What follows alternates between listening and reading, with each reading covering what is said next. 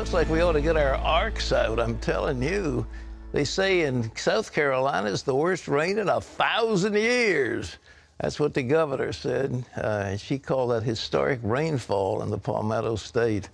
And it's leading to devastating floods, with state officials telling people to stay off the roads. Some areas have seen more than 2 feet of rain, with power lines down in places and thousands of homes without power. Ephraim Graham brings us the story. The East Coast storm has claimed the lives of at least 7 people. But I was scared we couldn't get the car out, so I started on foot. I thought we were going to die. And here in South Carolina, police are still at work rescuing people from floodwaters this Monday, following hundreds of rescues this weekend.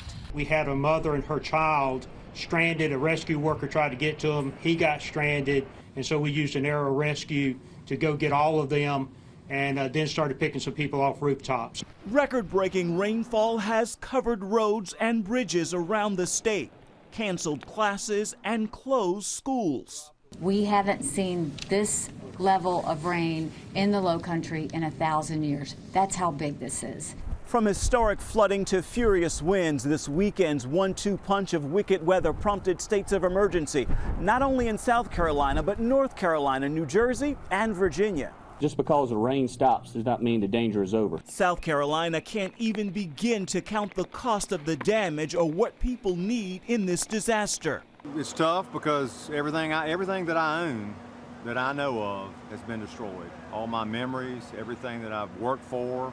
That is just one reason why Operation Blessings teams are there, working with South Carolina School of Leadership and area churches to assess the damage and bring aid to those who need it. Ephraim Graham, CBN News. Well, our prayers are with the people down there, but Operation Blessing is on the scene. They're helping. They're bringing in fresh water, of course. They're bringing in food. They're bringing in clothing, blankets, whatever they need to take them through this terrible, terrible emergency. If you want to be help our dear friends in South Carolina, you can call 1-800-759-0700, Operation Blessing International, or Disaster Relief Fund, CBN Center, Virginia Beach, Virginia, and we'll rush that to those people in South Carolina who are hurting so badly because of this dreadful rain. By the way, it looks like it's just the East Coast, but we've been having it here day after day after day. Well, in other news, that killer in Oregon reportedly said his goal was to serve Satan. You sort of wish the president had spoken about that instead of harping again, well, listen, we need gun control. You can get guns, but if you've got Satan motivating you, it doesn't matter what's going on. You're going to find some way of killing people. Well, John Jessup has that story from our CBN News Bureau in Washington. Here's John. Thanks, Pat. Witnesses say the gunman specifically targeted Christians and left behind a manifesto claiming he wanted to be a god in hell. That revelation comes as mourners came together for Sunday church services. And as Heather Sells reports, one pastor said a hero saved his daughter during the massacre. The grieving and the stunned made their way to church in Roseburg, Oregon on Sunday, looking for a focus to ease their pain and help make sense of a mass shooting that no one saw coming.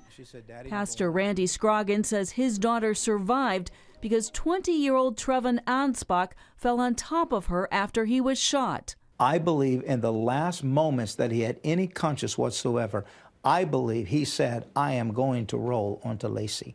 Pinned underneath him, Lacey played dead and fooled the gunman. We believe that his blood saved our daughter's life.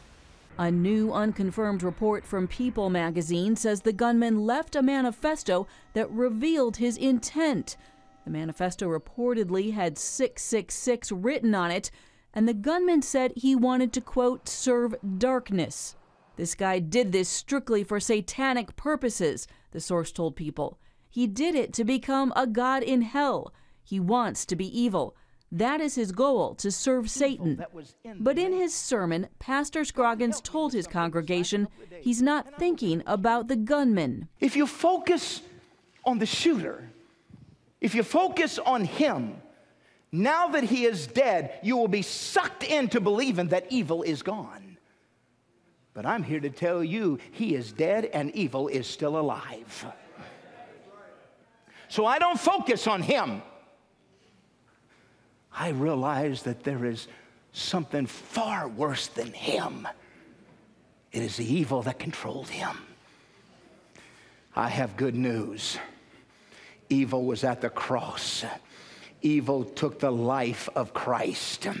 But 3 days later, Christ came out of the grave. Heather Sells, CBN News. Pat reminds me of the passage, "O death, where is thy sting?" That's right. Well, you know, folks, I want to say it as clear as I can. Probably restricting automatic weapons, these big, heavy automated machine guns and so forth, isn't the worst thing in the world. But there's no law that's going to be passed. There are 300 million guns in the nation. You're not going to keep people from getting guns. And those gangs used to make those little zip guns. They would make them up if they didn't sell them. So it isn't a question of any more laws in Washington.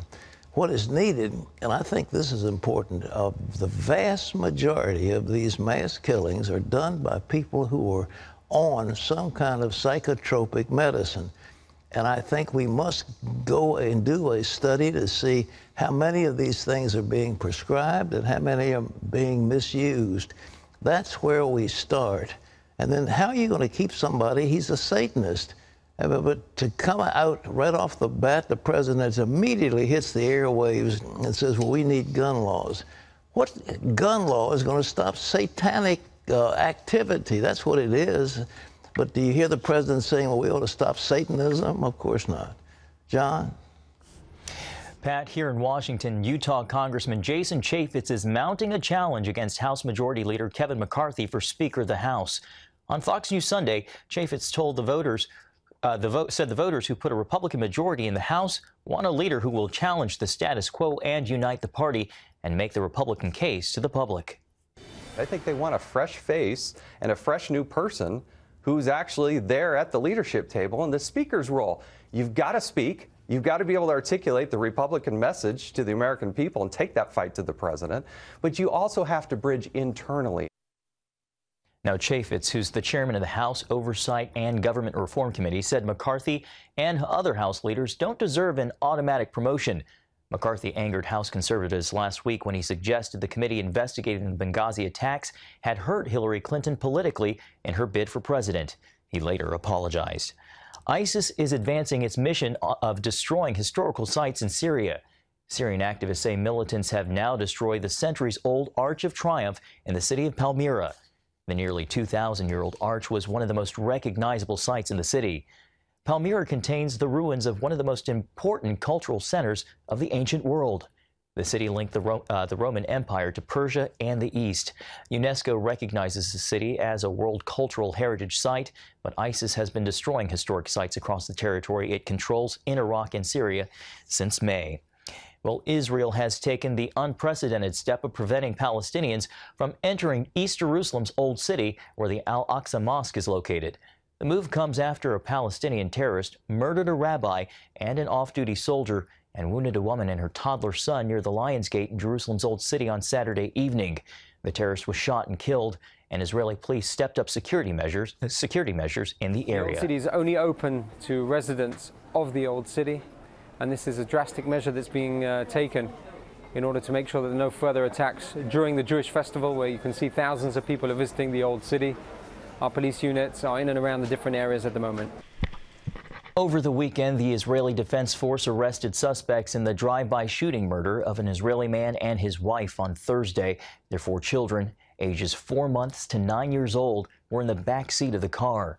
The attacks are the latest in an escalation of Palestinian terrorist violence against Israelis, including rock throwing, stabbing, and shooting attacks. The group Islamic Jihad also released a video threatening to resume suicide bombing attacks. Well, can Earth be saved from an asteroid impact? That's what an upcoming space mission has been set up to find out. Newser reports the mission is a joint effort between the United States and Europe. The plan is to crash a probe into an asteroid that is 525 feet wide and see if the impact will change the asteroid's path, according to ITV News.